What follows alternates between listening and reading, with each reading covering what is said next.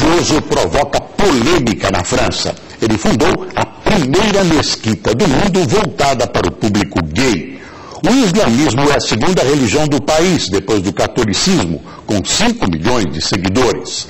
Veja na reportagem da correspondente da Band na Europa, Sônia Blota.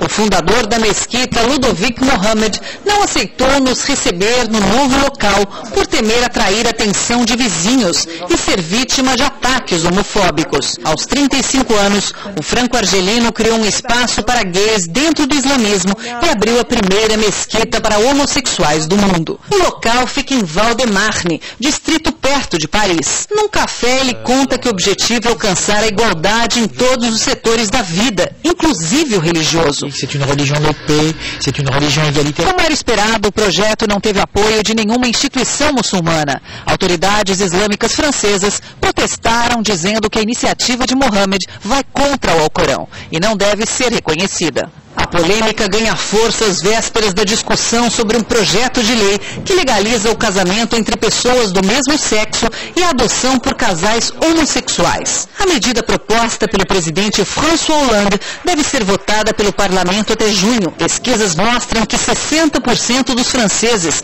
são a favor desse tipo de união e 50% acham que os gays podem adotar. Boa parte do restante da população promete participar de uma grande manifestação marcada para o fim de semana. Sônia Blota, de Paris, para o Jornal da Band. Um acidente